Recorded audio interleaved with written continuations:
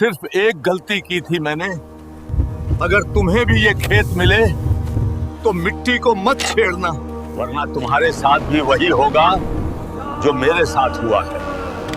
फजर की अजान की आखिरी सदाएं अभी गांव की फिजा में गूंज रही थीं। किसान सलीम खेतीबाड़ी का सामान लिए अपने खेत में खड़ा था। वो खेत जो पूरे गांव में आखिरी खेत के नाम से मशहूर था, इसलिए नहीं कि वो गांव का आखिरी खेत था, बल्कि इसलिए कि जो भी इस खेत के बारे में बात करता वो अक्सर अपनी बात अधूरी छोड़ देता, जैसे इस खेत का नाम लेते ही उनके हल्क में कांटे चुभने लगते हों। सलीम एक सादा सा किसान था जिसकी दुनिया में सिर्फ उसकी छोटी बहन नूर और उसके 2 बैल थे। वो खेत में रोज की तरह हल चला रहा था। आज मिट्टी थोड़ी अजीब थी, नरम भी थी और भारी भी, जैसे जमीन ने नीचे से किसी चीज को सख्ती से पकड़ रखा हो। अचानक हल किसी धात से टकराया।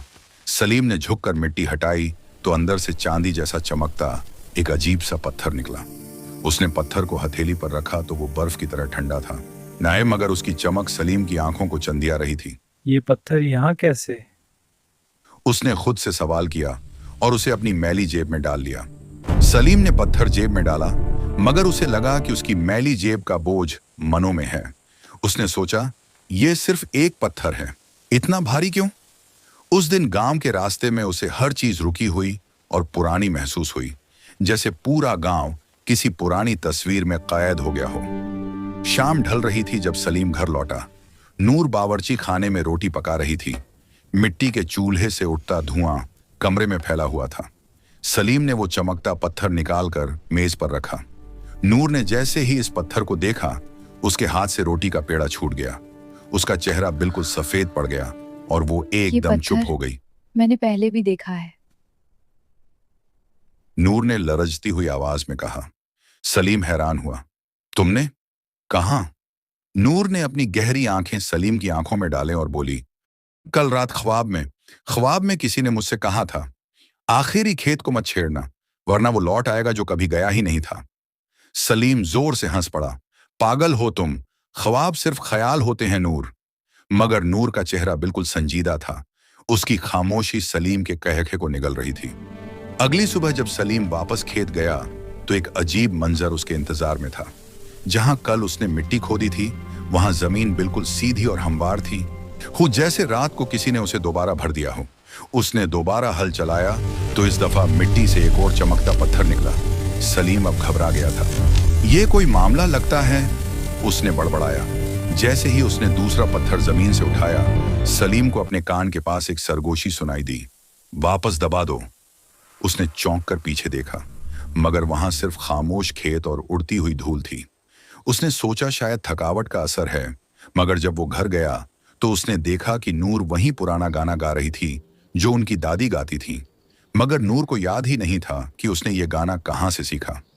सलीम की उलझन गहरी होने लगी, जैसे कोई अनदेखा जाल उसके इर्द गिर्द बना जा रहा हो।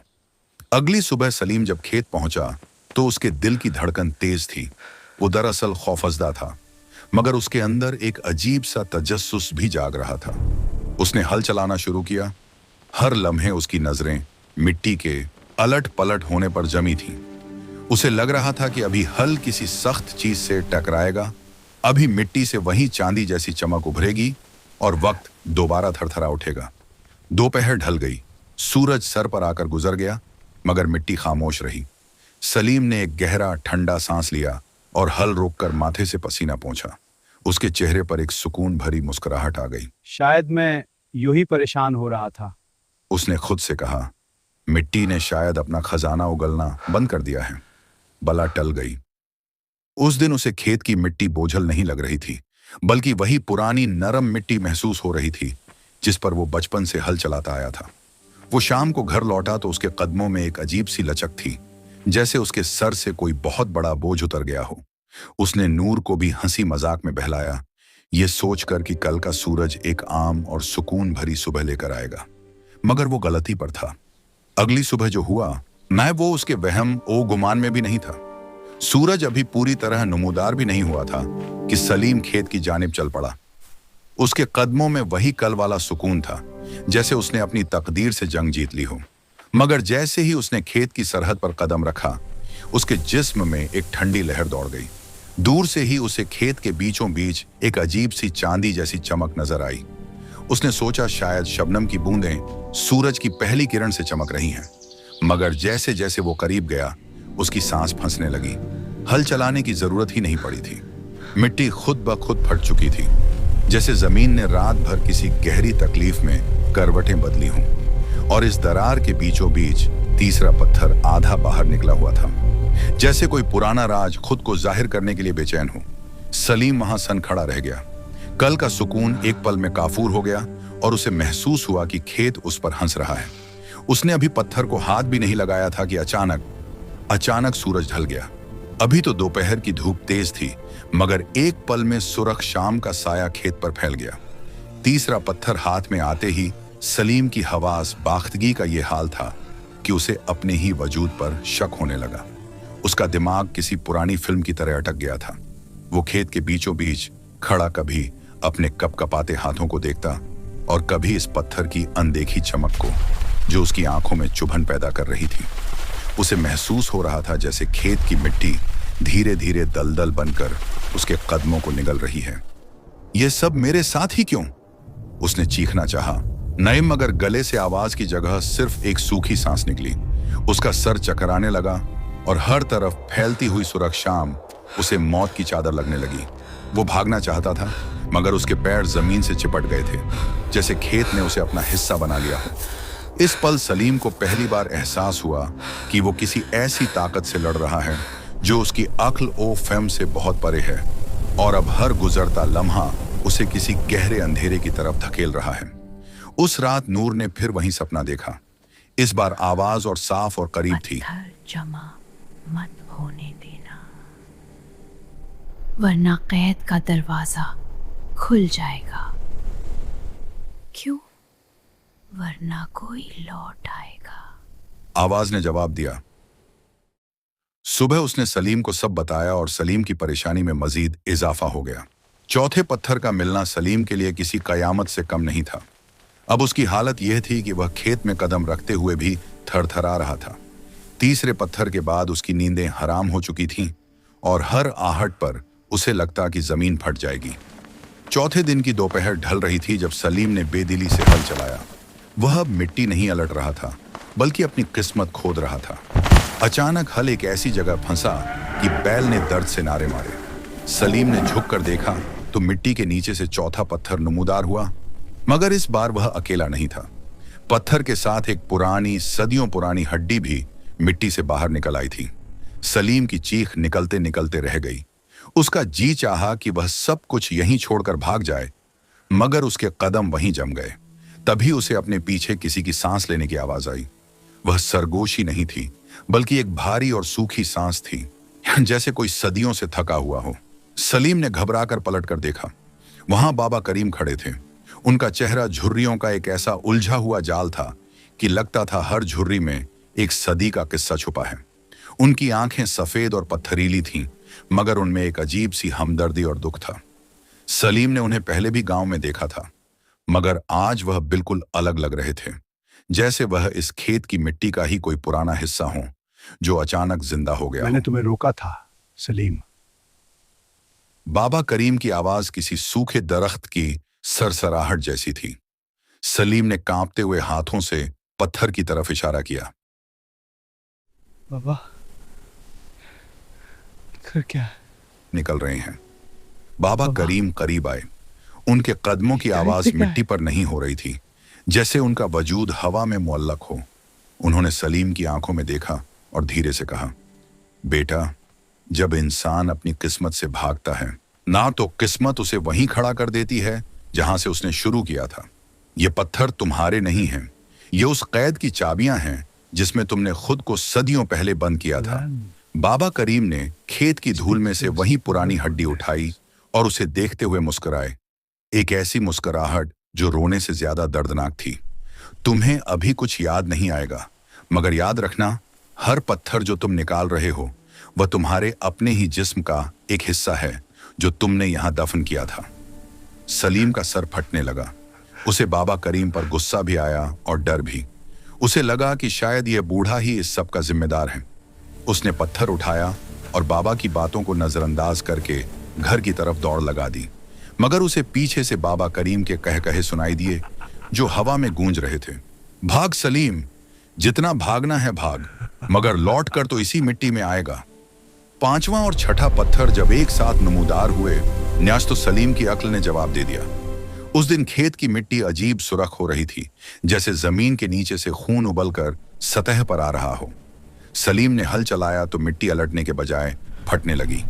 एक गहरी दरार नमूदार हुई और इस अंधेरी खाई के अंदर से दो चांदी जैसे चमकते पत्थर एक दूसरे से जुड़े हुए बाहर निकले। सलीम ने कांपते हुए हाथों से उन्हें उठाया। जैसे ही उसने इन दोनों पत्थरों को छुआ, उसे ऐसा लगा जैसे सदियों की चीखें उसके दिमाग में एक साथ दाखिल हो गई हों। उसे खेत में अपने इर्द गिर्द साए नजर आने लगे, साए जो बिल्कुल उस जैसे थे, मगर उन्होंने पुराने जमाने के फटे पुराने लिबास पहने हुए थे। वह साए खेत में खामोश खड़े सलीम को देख रहे थे। उन सब के हाथों में हल थे और उनकी आंखों में वही उलझन थी जो उस वक्त सलीम का मुकद्दर बन चुकी थी। सलीम ने घबराकर चीखना चाहा, मगर उसकी आवाज उसके गले में ही घुट कर रह गई। वह डर के घर की तरफ भागा। रोज रोज के ख्वाबों ने नूर को झनी तौर पर बहुत असरअंदाज किया था। नूर ने बोलना बंद कर दिया। वह सिर्फ सलीम को देखती रहती और उसकी आंखों से आंसू बहते रहते। सलीम ने पूछा, नूर कुछ बोलो, तुम क्यों रो रही हो? मगर नूर सिर्फ इशारा करती उस खेत की तरफ। सलीम को लगा कि शायद नूर बीमार है, मगर गांव का कोई हकीम उसे देखने को तैयार नहीं था। हर कोई कहता, आखिरी खेत का मामला है, हम नहीं आएंगे। सलीम बिल्कुल अकेला और पागल होने के करीब था। आखिरी खेतों ने अब सलीम को पूरी तरह तन्हाई के इस अंधेरे में धकेल दिया था, जहां सिर्फ वह था, उसकी उलझन थी और वह दो पत्थर थे जो उसकी हथेली पर अब गर्म महसूस हो रहे थे, जैसे वह जिंदा हों और सलीम की जवानी को धीरे धीरे चूस रहे हों। 2 दिन बाद जब सलीम दोबारा खेत गया तो उसने देखा कि बाबा करीम पहले से वहां खड़े थे, मगर एक अजीब बात थी। मिट्टी नरम होने के बावजूद बाबा करीम के पांव के निशान जमीन पर नहीं थे। बाबा, सलीम की गर्दन ठंडी हो गई आप और कब जिस्म आए? के रोंगटे खड़े हो गए। मैं कभी बाबा ने गया ही जवाब नहीं। दिया। बाबा करीम ने कहा, जितने पत्थर निकले हैं सब लाओ। ये पत्थर तुम्हारे नहीं, मेरे खेत किसी के और हैं। के हैं। सलीम ने जिद की। बाबा ने सीधा कहा, जब 7 पत्थर मिल जाएंगे ना तब सब खत्म हो जाएगा। सलीम का दिल डूबने लगा, क्योंकि उसके पास पहले ही 6 पत्थर हो चुके थे। उस रात नूर ने डब्बा खोला तो देखा कि 6 के 6 पत्थर गायब थे। उसने पूरा घर छान मारा, मगर पत्थर नहीं मिले। फिर उसने देखा कि खेत की तरफ एक साया जा रहा है। सलीम नींद में चल रहा था, उसकी आंखें बंद थीं, मगर उसके हाथ में 7वां पत्थर था।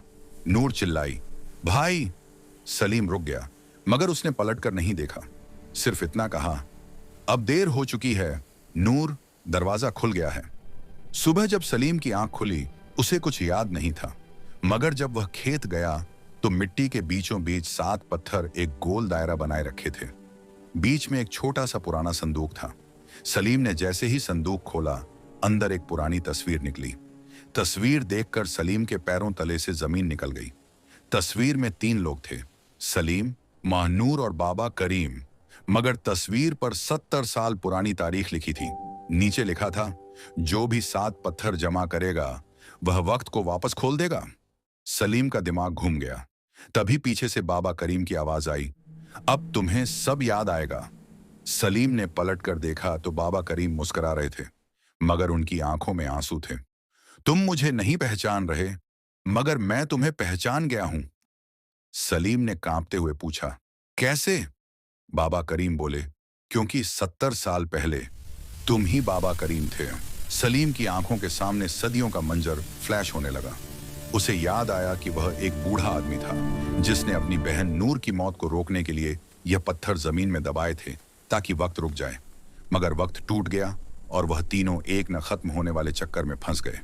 नूर हमेशा जवान रहती, सलीम हर 70 साल बाद दोबारा जवान हो जाता और बाबा करीम हमेशा बूढ़ा रहता ताकि सलीम को अगली बार गलती करने से रोके, मगर हर बार सलीम बहन की मोहब्बत में अंधा होकर वही फैसला करता। बाबा करीम, जिनकी आंखों में 70 साल की थकावट और हसरत थी, सलीम के करीब आए। उनका हाथ सलीम के कंधे पर थरथरा रहा था और फिर वह धीरे से सलीम से मुखातिब हुए। सलीम, क्या तुझे याद आया? आखिर मैं कोई गैबी मखलूक नहीं हूं, मैं तेरा ही आने वाला कल हूं। मैं वही सलीम हूं जिसने सदियों पहले ये पत्थर दबाए थे। देख मुझे, क्या तू वाकई चाहता है कि तू इस बुढ़ापे की कैद में मजीद 70 साल गुजारे और मौत भी ना आए? सलीम ने लरजती हुई आवाज में कहा, बाबा, अगर मैंने यह पत्थर तोड़ दिए तो क्या होगा? अब तुम्हें फैसला करना है, बाबा करीम ने कहा। पत्थर तोड़ दो तो वक्त ठीक हो जाएगा, मगर फिर नूर बूढ़ी हो जाएगी, उसका वक्त खत्म हो जाएगा और मैं भी सुकून से मर सकूंगा। सलीम ने नूर की तरफ देखा। नूर ने धीरे से सर हिलाया, जैसे वह इस कैद से आजादी चाहती हो। उसके चेहरे पर कोई खौफ नहीं था, सिर्फ एक अजीब सुकून था। नूर सलीम के करीब आई और रोने के से अंदाज में बोली, भाई, मैं थक गई हूं हर बार वही ख्वाब देखकर। मैं थक गई हूं इस खेत की कैद से। मुझे बूढ़ा होने दें, मुझे मौत के करीब जाने दें। यह हमेशा की जवानी एक सज्जा है। सॉरी भाई, बाबा करीम ने धीरे से कहा, इन पत्थरों को सिर्फ मिट्टी नहीं चाहिए, उन्हें इंसानी एहसास चाहिए। जब तक तुम उन्हें दबाओगे, तुम्हारी बहन की जवानी बरकरार रहेगी, मगर बदले में इस गांव का वक्त रुक जाएगा। देखो बाहर, गांव में कोई बच्चा बड़ा नहीं होता, कोई दरख्त फल नहीं देता। तुमने पूरे गांव को अपने साथ वक्त के न खत्म होने वाले चक्कर में कैद कर रखा है। सलीम ने खेत से बाहर देखा। सच में गांव की गलियां वही थीं, लोग वही थे और वक्त जैसे थमा हुआ था। सलीम ने एक पत्थर उठाया और उसे तोड़ने के लिए हाथ ऊपर किया।